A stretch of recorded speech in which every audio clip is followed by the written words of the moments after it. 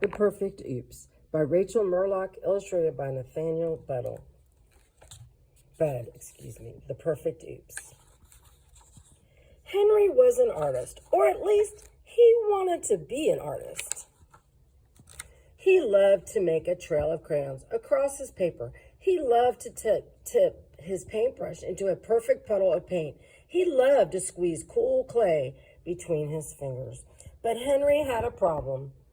His crayon snapped, his paint spilled, his clay pots cracked. No matter what he did, Henry's art always went wrong. It smudged or splattered, it crinkled or crashed, it dipped or drooped. Just keep trying, his grandpa said. You will learn. So Henry kept trying. On a spring afternoon, Henry saw a cherry tree blooming. Its branches reached up to the sky. Its blooms floated down to the ground. Looking at the tree, Henry felt something bubble up inside of him. His fingers began to itch for a pencil, a crayon, or a paintbrush. After school, Henry raced to his room. Where are we off to? Grandpa asked. It's a surprise, Henry called. He pulled out some of his paper. He grabbed his colored pencils. He would capture the cherry tree for Grandpa. Henry got to work. But something wasn't right. If Henry closed his eyes, he could still see the perfect cherry tree. When he opened his eyes, it was all wrong. The branches were too thin. The blossoms were too big. Henry crumpled the paper and started over. But again, something was wrong. The branches were too dark. The blossoms were too pink. Henry scrunched up his paper too and started again. This time, strong branches reached up to the sky. Puffy blossoms drifted down to the ground. Henry began to smile.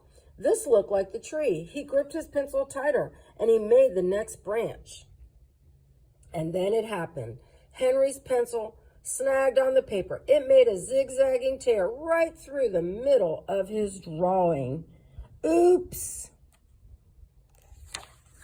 Henry dropped his pencil and stared. Oh no, he groaned. It's ruined. He blinked quickly. He swallowed hard. After all that work, he had nothing for Grandpa.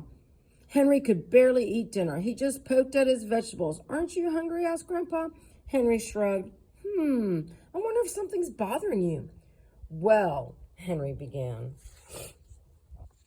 He told Grandpa about the tree and his drawings. The tree looks so perfect, Henry said. I wanted my drawing to be perfect too. But it's another giant oops, like everything else I make. Henry's head hung down over his plate. Grandpa patted his back. Let's take a walk. The spring air felt fresh and damp. It smelled like dirt and worms and rain. As they walked, Henry's shoulders began to feel less heavy. Oh, look at this, Grandpa said. He placed the brown skeleton of a leaf into Henry's cupped hand. Grandpa traced its lacy lines with his fingers. In summer, this leaf was green and whole. It may not be perfect now, but it looks beautiful to me. Soon, Grandpa stopped again. He ran his hands over an old, twisted tree. Henry reached out to feel the rough bark, too. See how the branches tangle, Grandpa observed, and the trunk leans? It's not smooth or straight or neat. It may not be perfect, but it looks beautiful to me. Back at the house, Grandpa led Henry into the kitchen. He plucked a small clay bowl from a high shelf. Henry's hand cradled the bowl, feeling its pleasant heaviness.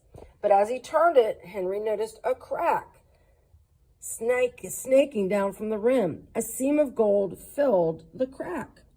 The story of this bowl doesn't end with a mistake. It begins with one, Grandpa said. The artist who made it had a choice. They could have thrown it away, but instead they chose to mend it. And they didn't try to hide the crack. They found a way to make it shine.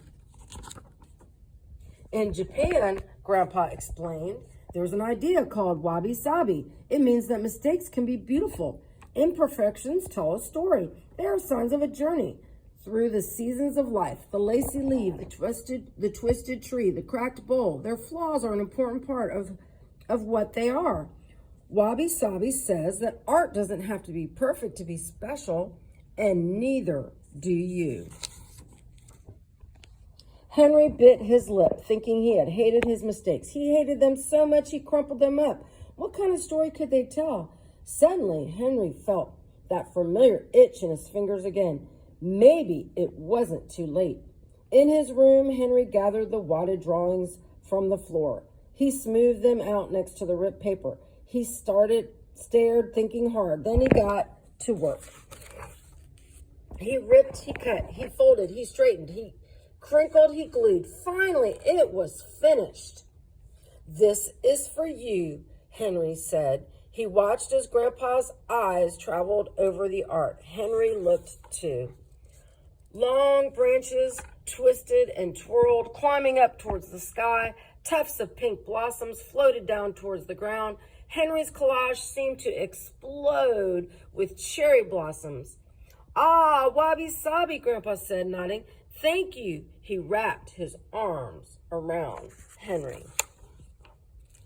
It was a giant oops, Henry grinned, but now it's a perfect oops.